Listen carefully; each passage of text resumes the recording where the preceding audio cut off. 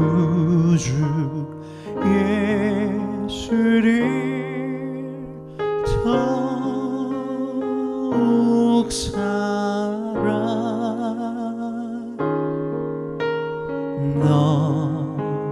너드려 비는 말 들으소서. 내 진정 소원이 내 구주 예수를 더욱 사랑 더욱 사랑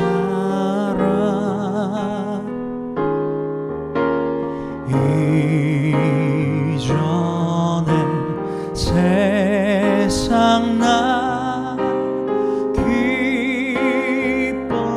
기뻤어도 지금 내 기쁨은 오직 예수.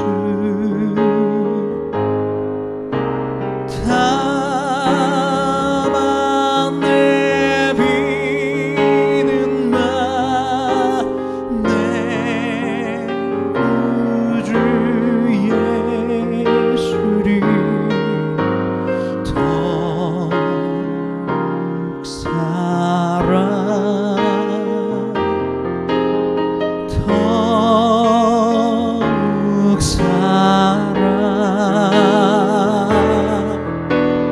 이 세상 떠날 때 찬양하고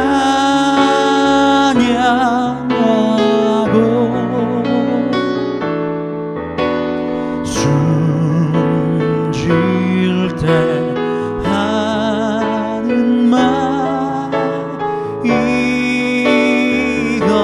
이것일세.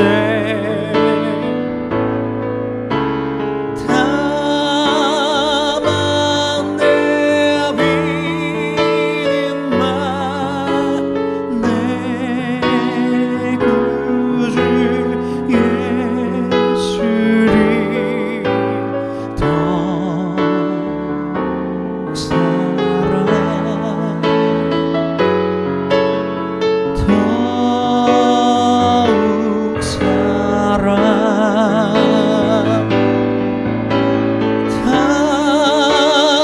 다만 내 비는 말 내 구주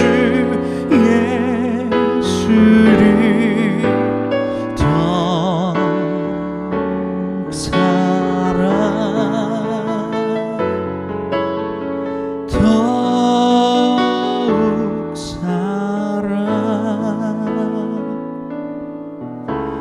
더욱 사랑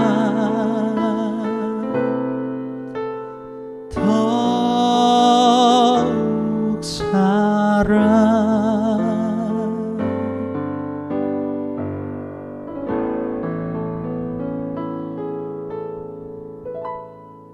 할렐루야. 우리 시간 인생 문제 시리즈 74번째 시간, 하나님께서 우리에게 주신 말씀 함께 나누겠습니다. 오늘 말씀은 요한복음 11장 12절에서 16절까지 말씀입니다. 요한복음 11장 12절에서 16절까지 말씀입니다. 이 말씀 함께 봉독합니다. 제자들이 이르되 주여 잠들었으면 낫겠나이다 하더라.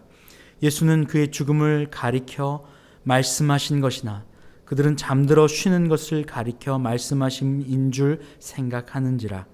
이에 예수께서 밝히 이르시되 나사로가 죽었느니라. 내가 거기 있지 아니한 것을 너희를 위하여 기뻐하노니 이는 너희로 믿게 하려 함이라. 그러나 그에게로 가자 하시고 디두모라고도 하는 도마가 다른 제자들에게 말하되 우리도 주와 함께 죽으러 가자 하니라. 아멘. 할렐루야. 할렐루야. 예수님께서는 우리를 사랑하세요. 저를 사랑하고 여러분을 사랑하십니다. 그래서 우리를 그냥 세상 가운데서 고통받고 죄 가운데서 허우적대기도 하며 또 우리 주변에 있는 환경의 문제, 물질과 사람과 또 교만의 문제 때문에 우리가 고통 가운데 슬퍼하고 염려하며 근심하고 절망하고 눈물 짓기를 원치 않으세요. 보통 우리가 가지고 있는 모든 인생의 문제들은 밖에 있는 환경을 문제로 인식하는 나로부터 기인되는 것입니다. 밖에 있는 환경, 사람과의 관계를 문제로 인식하는 나, 물질 관계를 문제로 해석하는 나, 또 나의 그 부담과 두려움, 그것을 벗어나지 못하는 문제, 바로 이런 것들이 우리가 문제다, 힘들다, 어렵다라고 여기는 겁니다. 이런 모든 것들은 사실은 환경, 사람, 물질, 공간, 시간, 이 모든 것들은 하나님이 통치하고 계시는 것이고 통치해 오셨고 앞으로도 그렇습니다. 그 통치하신다는 말이 그냥 나하고는 상관없이 다스리고 계셔 라고 하는 의미가 아니라 하나님께서 우리를 인도하신 것처럼 지금까지도 인도하셨고 앞으로 인도하실 것처럼 우리를 어떤 환경에 있어야 할지, 어떤 사람을 만나야 할지, 어떤 곳에 있어야 우리가 하나님이 우리를 만들기에 완전한 자 될지를 알고 그 자리에 내어주신다는 거예요. 그러니 이 환경은 사실은 우리를 완전하게 하는 하나님이 사용하시는 재료입니다. 우리를 완전하게 하시는 재료 말이에요. 지금 완전치 않아요. 죄 가운데 있어요. 환경을 문제로 여기며 그곳 가운데 절망하고 두려워하고 아파하고 있어요. 그래서 이곳 가운데 그냥 내버려 둔 것이 아니라 그것을 넘어 환경을 통치하고 다스리게 하기 위하여 이 환경이라고 하는 재료를 지금 가져다 우리를 위하여 사용하고 있는 순간이라고요. 그러니 이 환경을 해석하는 눈을 바꿔낼 때에 환경이 문제가 아니라 하나님이 내게 주신 나를 완전케 하시려고 하는 재료, 선물이라고 하는 사실에 관점에 믿음의 눈을 열어 그것을 바라볼 때에 더 이상 환경은 우리에게 문제가 되지 않아요. 그러나 그것을 그렇게 바라보기 위해서 필요한 게 있습니다. 그게 뭡니까? 믿음입니다. 예수님은 우리를 그냥 내버려 두지 않으세요. 가장 안성맞춤이라고 하죠. 안성맞춤 말이에요. 누가 누구에게 무엇이 필요한지 가장 필요한 순간, 가장 필요한 것을 우리에게 주시는 분이 예수님이세요. 실수하지 않으시는 분이죠. 안성맞춤 말이에요. 오늘 제자들에게도 예수님은 그 안성맞춤적인 환경을 준비하여 주셨어요. 나사로, 예수님께서 사랑하시는 나사로가 병이 들었다 하는 소식을 들으셨음에도 불구하고 예수님은 이틀이나 더 거기에 유하셨어요. 사흘이 되어서야 제자들에게 이제 가자라고 하는 거예요. 그런데 그곳으로 가면 어떤 일이 일어나요? 돌에 맞아 죽을 수도 있는 일들이 일어날 수 있다는 거예요. 그래서 제자들이 예수님을 붙잡고 묻는 거죠. 예수님, 누가 돌로 치료했는데 예수님 또 가시려고 합니까? 안 가시면 안 돼요. 이런 의미잖아요. 예수님이 그들에게 우리 사랑하는 나사로가 잠들었다라고 이야기하시는 거예요. 근데 제자들은 진짜 아파서 잠드는 줄 알고 있는 거죠. 근데 예수님이 그렇게 해석하는 제자들에게 안성맞춤으로 그들의 눈높이에 맞춰서 다시 한번 일러주세요. 그가 잠든 것이 아니라 죽은 거야 라고 말이죠. 죽었는데 가면 늦는 거잖아요. 고치러 가셔야 되는데 죽었는데 가면 늦는 거잖아요. 나사로 입장에서, 아니 나사로는 죽었으니까, 마리아와 마르다 입장에서는 예수님이 늦게 오셔서 이틀이나 더 늦게 오셨기 때문에 오라비인 나사로가 죽은 거 아니에요. 그들의 입장에선 말이죠. 그러니 억울할 수 있고 아파하고 슬퍼하고 절망하며 원망할 수 있어요. 제자들 입장에서는요, 예수님 가면 죽는 거 아니에요? 라고 생각했어요. 그래서 더 유하시는 게 제자들 입장에서는 더 마음에 놓였을 거예요. 그런데 나사로가 죽었다 하는 이야기를 제자들에게 해주는 거예요. 이 깨닫지 못하는 제자들에게 예수님이 사실은 나사로가 죽은 거야 라고 이야기를 하는 거죠. 그러면서 이 말씀을 덧붙이십니다. 15절에 이렇게 이야기하세요. 내가 거기 있지 아니한 것을 너희를 위하여 기뻐하노니 이는 너희로 믿게 하려 함이라. 예수께서 빨리 나사로에게 가지 않고 나사로가 죽어버린 이 순간 이것이 기뻐한대요. 뭐 때문에요? 너희를 위해서, 제자들을 위해서 말이에요. 제자들을 위해서 기뻐한대요. 왜입니까? 도저히 사람이 넘지 못할 것 같은 시련 앞에 서 있잖아요. 도저히 인간의 힘으로 넘지 못할 것 같은 죽음 앞에 놓여 있잖아요. 죽음을 경험하고 있잖아요. 나사로는 이미 죽어버렸잖아요. 그러니 인간의 힘으로는 되지 않아요. 내 힘으로는 되지 않아요. 이미 끝난 것 같은 절망 가운데 놓여 있어요. 그런데 이 순간이 오히려 제자들에게 좋다는 거예요. 왜요? 그들의 믿음을 위해서 이 넘지 못할 것 같은 환경을 주님의 손에 맡겨드릴 때에, 주님께서 행하실 때에 그것을 가능하게 하실 거고, 그 순간을 통해서 제자들은 다시 믿음이 생길 것이기 때문에 말이에요. 그러니 나사로가 죽게 생긴 이 상황도, 예수님이 더 거하신, 그래서 딜레이 돼서 나사로가 죽게 된 이 상황도 예수님의 관점에서 보는 관점은 기뻐한다는 관점인 거예요. 제자들을 위해서 기뻐하고, 이 이후에는요, 마리아와 마르다, 나사로를 위해서 기뻐하는 겁니다. 주변에 있는 모든 사람은 그 순간이 절망이라고 이야기하고 있어요. 제자들도 절망이라고 얘기합니다. 나사로도 절망이에요. 죽었으니 말이에요.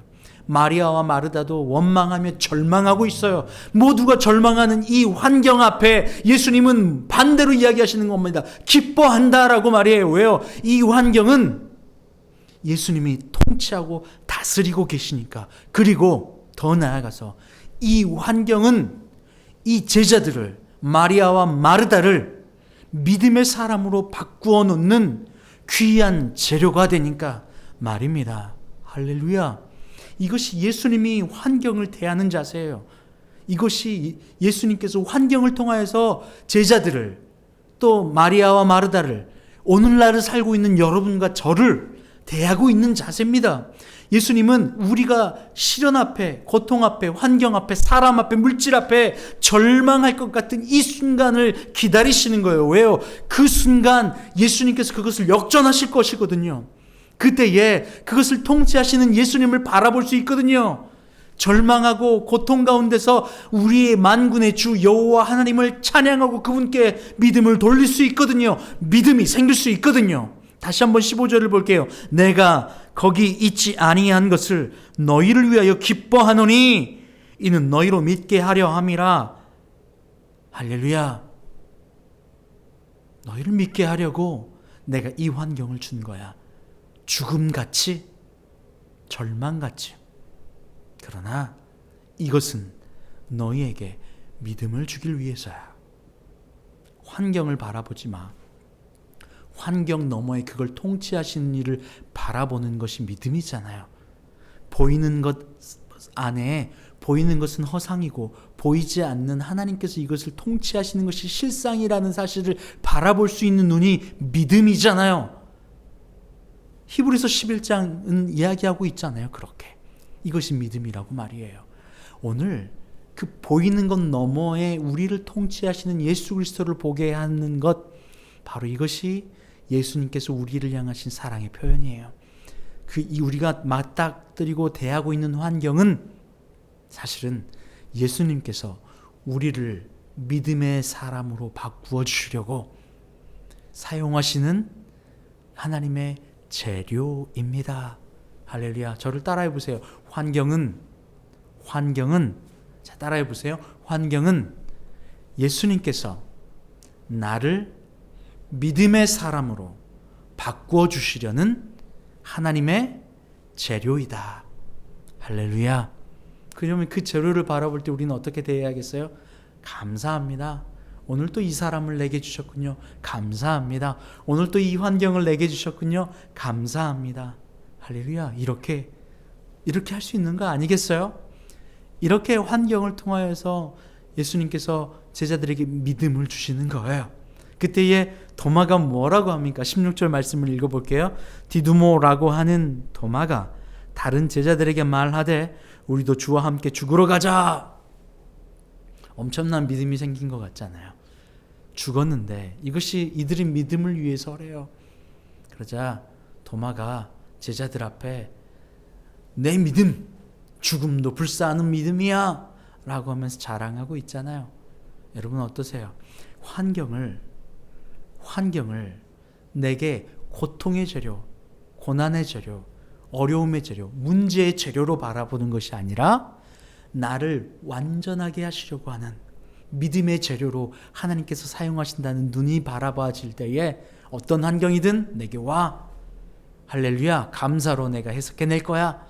바로 이것이 이 세상이 감당하지 못하는 사람이에요. 믿음의 사람 말이에요. 여러분 모두가 이 믿음의 사람 되시길 바랍니다. 함께 기도할게요.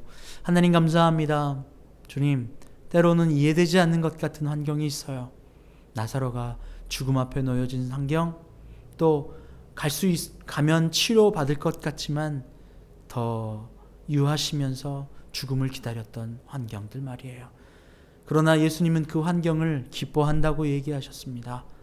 그 이유는 그 환경을 통하여 제자들을, 또 마리아와 마르다를, 그리고 오늘날을 살고 있는 우리들을 믿음의 사람으로 바꿔줄 수 있는 그 믿음을 주는 재료로 사용하셨기 때문에 그렇습니다. 주님, 우리에게 이러한 눈을 허락하여 주시옵소서. 우리의 환경은, 사람은, 시간은, 공간은 우리를 완전케 하시려고 하는 예수님께서 사용하시는 재료라고 하는 사실을 믿음의 눈으로 해석하는 저희가 되게 하여 주시옵소서. 감사하며 예수님의 이름으로 기도합니다. 아멘.